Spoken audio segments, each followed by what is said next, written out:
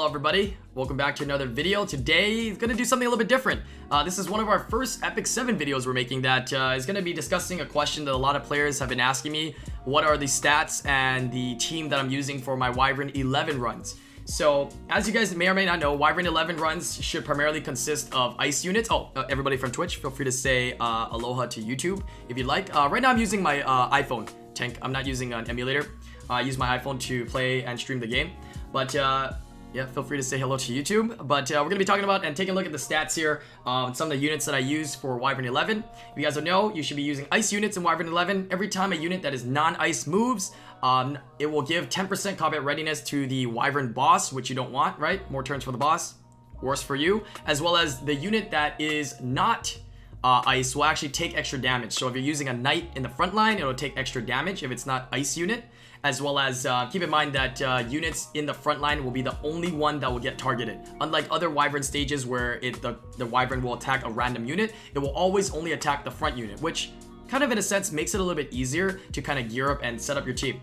So as you can see, my Angelica here is very, very tanky. And you've already guessed it, she is being used for the front line. Now, I think a lot of players, if you're really looking to get into Wyvern 11, the main thing is, of course, try to make your team fully ice. If you can't, at most one unit that's not ice.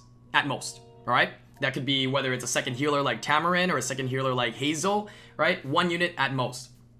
Nextly, you should try to ruin your unit in the front, whether it's a Angelica, whether it's your healer, or whether it's, you know, for most people will be a knight, like either Crozet or whatever other knight that you have, Crow, or even Tywin for the front line. Make it tanky, right? As you can see, I used a speed set here, but you don't even need to use speed set. You can use all HP. You can use, you know, a defense set, right? Whatever you want to make it tanky. Don't worry about the speed at all of the unit. The main purpose of that unit in the front is to tank. Stay alive for your team to kill the boss. Yeah, as you can see, my gear is just HP, HP, HP. Nothing special, nothing crazy about the gear. Right? I mean, some of the gear has some good stats on it, but you technically don't need all these crazy stats. Right? You just need your unit as tanky as possible to survive the front line. Yeah, you can use mines as a basis to gear up your frontline tank. For my team though, I'm running Angelica, Karin, Luna, and Taranor Guard, which is a triple attack or triple DPS sort of team. I would really recommend if you're first starting off in Wyvern 11, you might want to start off with like a knight, like a Rose. I used to use Rose, or maybe a Crozet or Crow Tywin, like I said, some kind of ice knight for the front line, and then a healer in the back. Yeah, Hazel or Angelica, whatever you have. So you got that tank in the front, super tanky, the healer in the back. If you were to use Angelica in the back, I'd recommend making it a little bit faster, right? Like speed boots potentially, and that would heal up the front line to keep it alive, and then just 2 DPS. Now, one of the most recent units that came out was Luna. So I am using Luna quite a bit. Her third skill does do defense break, and she does do a lot of damage. These are the current stats that I have on my Luna. She's on a crit damage, attack, and speed boots. These are her current stats if you want to use for basis. I also use her in Arena and Guild Wars. She's amazing. Yeah, she does like a ridiculous amount of damage, and she's just overall a really like, what the, that's a glitch. Sorry about that.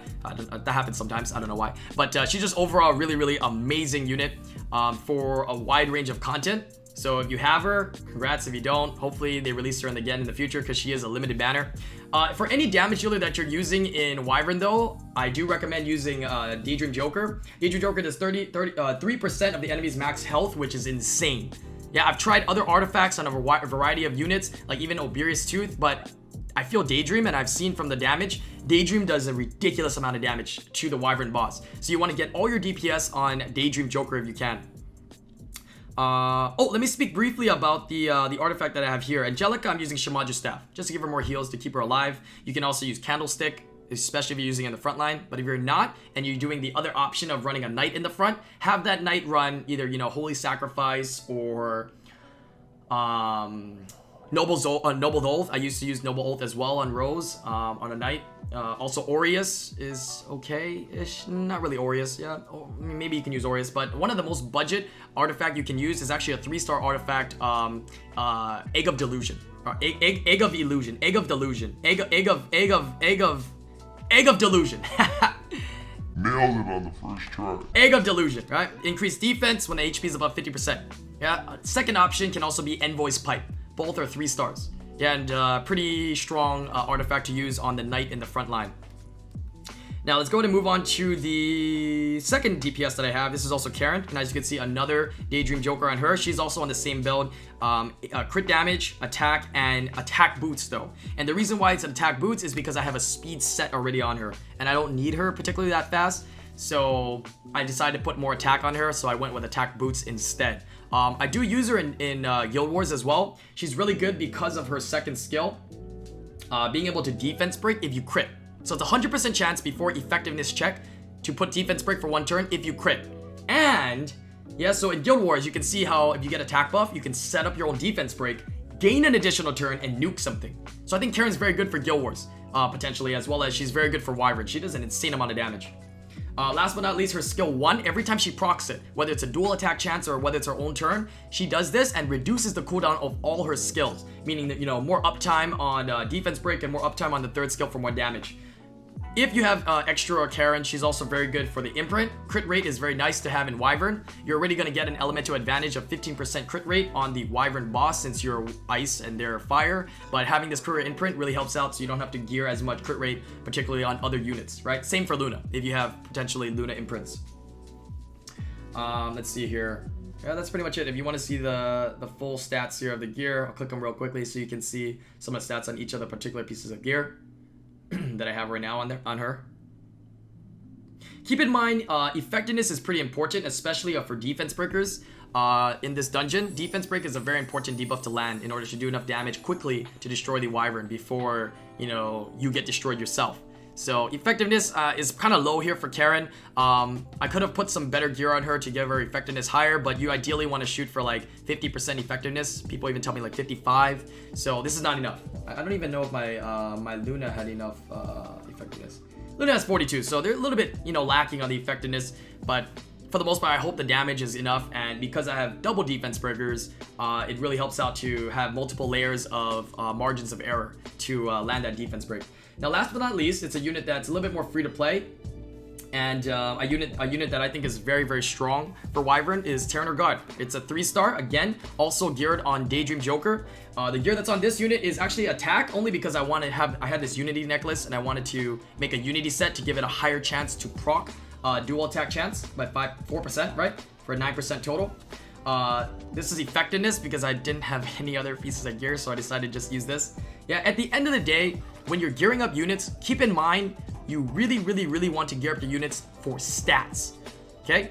Don't focus so much on completing sets, or don't focus so much on what to put on these percent, you know, necklaces, rings, and, you know, boots. You want to focus more on the stats. Yeah, get the stats that you need to clear the dungeons. Get the stats that you need for your unit to be, you know, strong and viable for whatever area of the game you're trying to gear it for.